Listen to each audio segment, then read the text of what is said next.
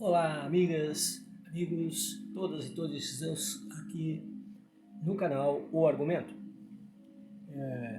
Falamos nos outros vídeos dos excluídos da história e viemos aqui falar dos habitantes de nossa terra antes das invasões dos portugueses.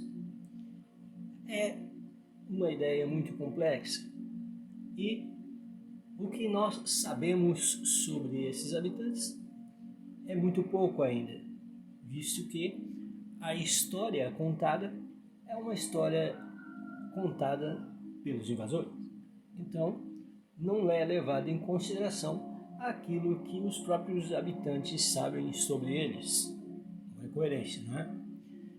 Vamos aqui trazer reflexão sobre todos os excluídos da história desde o início desta série e existem alguns aspectos e características da própria história do fazer histórico que acabam por, vamos dizer assim, deixando algumas possibilidades de lado. E visto que a ciência não é uma área específica, finita, não pode ser finita. Ela precisa, dentro de si mesma, ter essa possibilidade de diversidade de opiniões, de experimentos, de teorias, para que possa se chegar aí a uma conclusão coerente. E mesmo com o auxílio do carbono 14, que ajudou arqueólogos, antropólogos, paleontólogos a datar fragmentos ósseos, fragmentos cerâmicos da cultura material, né, encontrada em vários sítios arqueológicos de várias regiões pelo mundo. Temos também aí uma incerteza a partir de certa data. Depois de entre 10 e 15 mil anos nós conseguimos acertar. Depois disso já fica mais complicado para poder detectar aí a decaída dos átomos do carbono no artefato ou na estrutura. Então, isto causa contradições, controvérsias que levam a algumas pesquisas a serem abandonadas ou algumas teorias a não serem aceitas. Dito isto, vamos pensar sobre as migrações para o continente andino. Falo em migrações no plural, porque a ideia de uma única migração pelo Estreito de Bering, que é aceita pelos oficiais bambambãs da história, ela é questionável. Podemos refletir sobre ela, já que o DNA de vários fósseis ósseos e de várias populações ainda vivas de nativos que não têm mistura com nenhum dos invasores europeus que aqui aportaram, podemos analisar genéticas diferentes nesses povos, como indonésios, australianos, asiáticos e africanos. Portanto, todos esses povos viajaram pelo mundo, cada um em um período diferente, e aqui chegaram. Vou citar já logo em primeira mão uma pesquisadora franco-brasileira que em 1973 fez a primeira visita, mas em 1963 ela já havia ouvido falar sobre pinturas pictórias do Piauí, mas devido à ditadura, né, que foi imposta em nosso país no golpe militar de 1964 e a perseguição a professores, ela teve que sair do país. Nied Guidon, ela é arqueóloga pela USP e pela Universidade da França, tem dupla nacionalidade.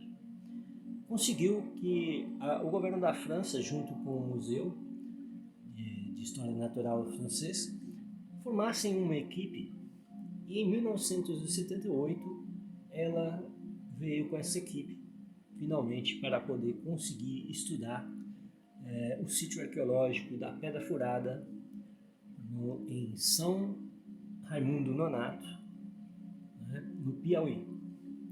E além das diversas pinturas rupestres, também fragmentos de fogueiras, artefatos cerâmicos e até fragmentos ósseos foram encontrados no sítio arqueológico. As datações por carbono e também por outros estudos, juntamente com geólogos e outros pesquisadores da área científica na França, eles dataram esses artefatos e esses descobrimentos tendo em torno de 47 e 50 mil anos. E isso chocou a comunidade científica, que se recusou de primeiro a aceitar. Outros estudos foram feitos e chegaram a datações de 30 até 40 mil. Então, acabaram por aceitar, mas trocaram de nome. Às vezes seu nome não aparece. Tem outros pesquisadores que falam sobre o assunto, mas não citam o nome dela, lógico, por ser uma mulher, né? E por também sua pesquisa quebrar os paradigmas eurocêntricos pré-determinados. Vamos olhar um pouquinho sobre alguns dessas outras fontes, desses pesquisadores. Nós temos um livro aqui, Tradição e Ruptura, uma síntese da arte e da cultura brasileiras, e em sua página 9, Wilmot Wust e o Piano Bezerra de Menezes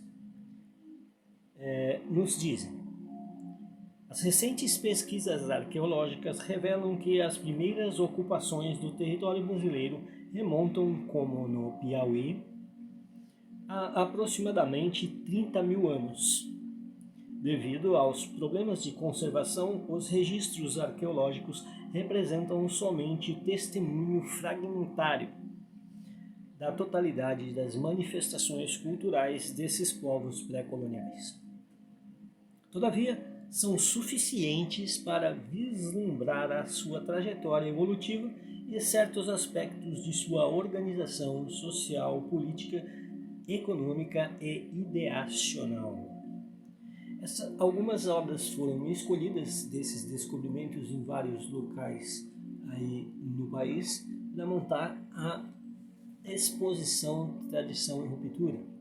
E nessa exposição tinha artefatos da cultura material descoberta pelos arqueólogos de vários locais do país.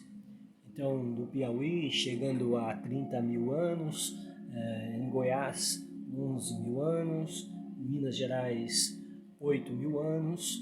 Então, vários povos com vários desenvolvimentos em vários locais, em várias épocas diferentes. Aí também vamos falar mais atual também. O livro em questão citado, de 1984, Tradição e Ruptura, né? E a pesquisa de Nied Guidon, ela foi, né, levada à mídia em 1986, né, onde já haviam pesquisas com 30 mil anos. Ela elevou essas datas, então, né, e ainda são um pouco complicados de podermos falar sobre essas datações. Mas vamos aqui a os primeiros habitantes do Brasil, Norberto Luiz Guarinello, 2011. Norberto é antropólogo social, formado pela USP, em arqueologia clássica também. E em sua página 6 do capítulo Brasil antes dos brasileiros, já aqui no rodapé aqui, ele nos diz: os primeiros colonizadores do Brasil aqui chegaram há muitos milênios. O Brasil é uma criação recente. Antes da chegada dos europeus, há menos de 500 anos, estas terras imensas que foram o nosso país tiveram sua própria história, construída ao longo de muitos séculos, de muitos milhares de anos. A história que a arqueologia começou a desvendar apenas alguns anos, algumas décadas.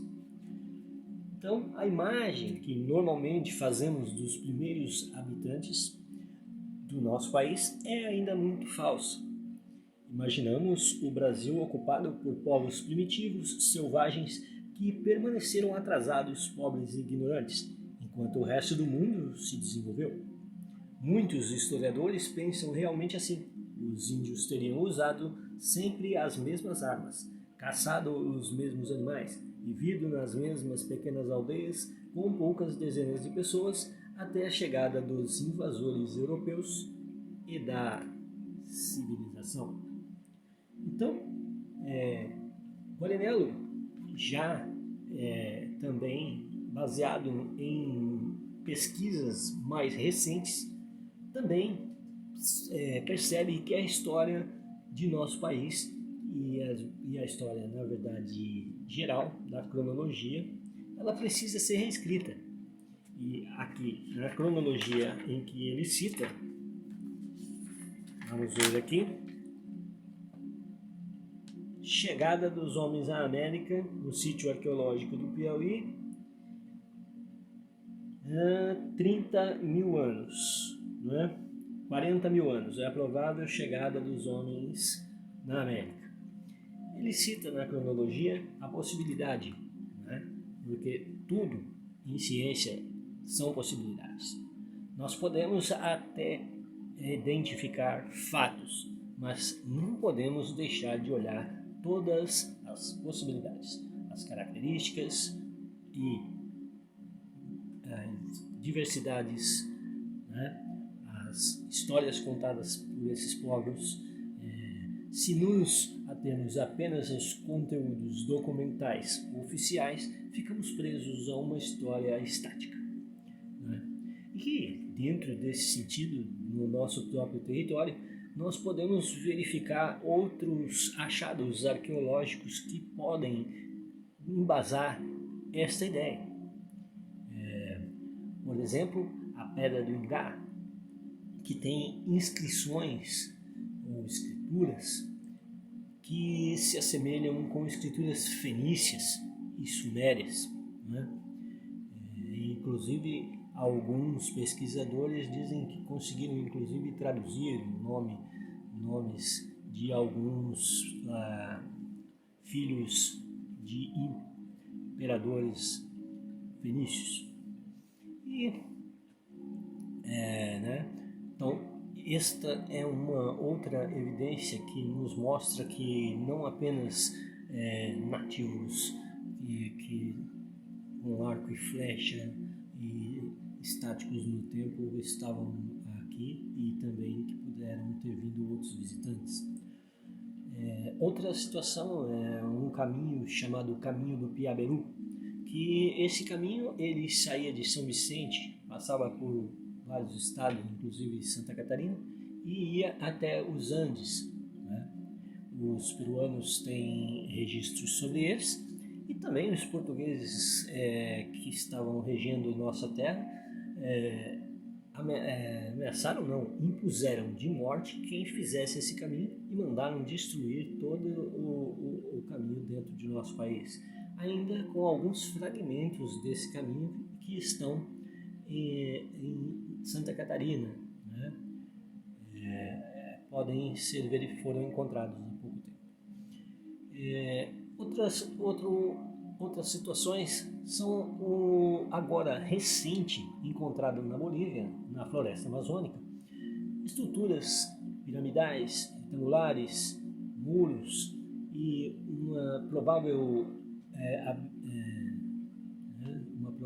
civilização ou uma provável cidade que possa ter abrigado até 20 mil habitantes, né? Não se ainda foi confirmado as datas sobre isso, então qualquer coisa ainda são meras especulações. Falam em 2500 a.C., falam em idades, em tempos que aí foram utilizadas datações de materiais que estavam na superfície, então não das estruturas.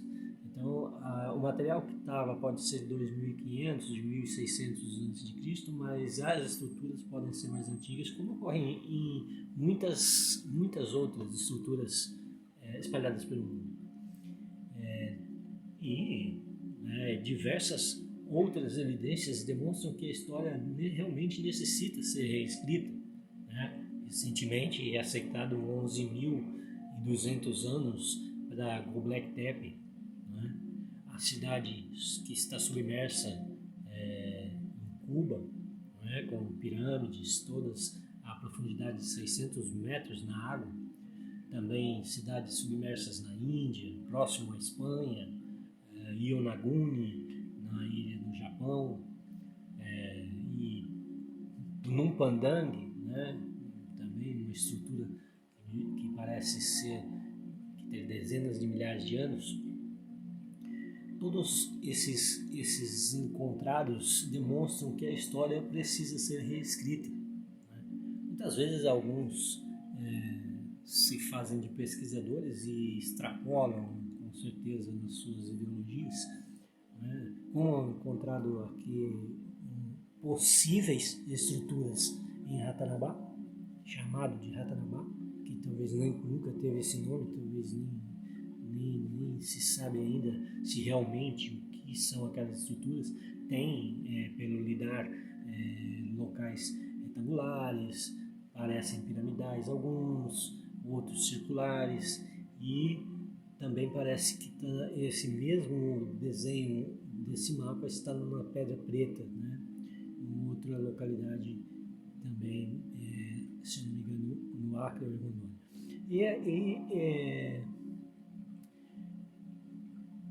Talvez eu tenha errado esse estado, mas tudo bem, que eu não me lembro direito desse aí. É uma coisa que ainda não tem muita certeza realmente. Esse aí ainda são, aí, como disse, possibilidades, né?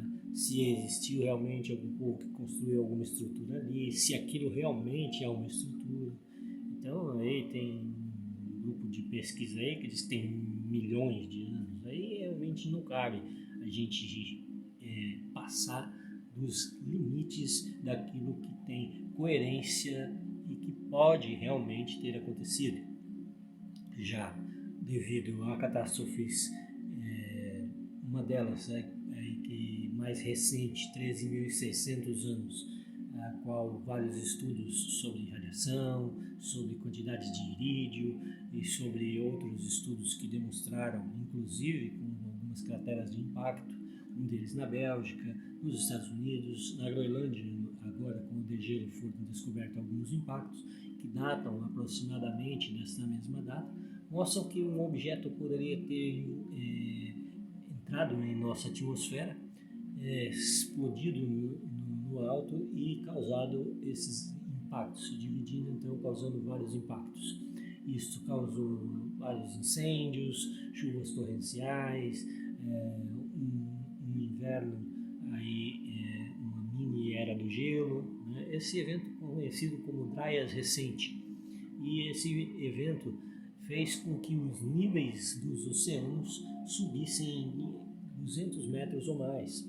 Então, aí pode-se explicar então essas cidades submersas e também como esses povos poderiam ter migrado entre outros de um continente para o outro, visto que os oceanos tinham uma extensão menor do que temos nos dias de hoje e as terras também eram maiores, né? Então, dito tudo isso, nós só concluímos que precisamos olhar atentamente para os achados arqueológicos, para a historiografia documental, oficial, para todos os elementos que surgirem dentro de todas as outras ciências que ajudam a desvendar esses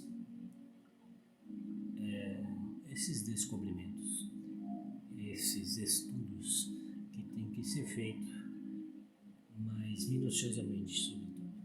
Eu agradeço até aqui.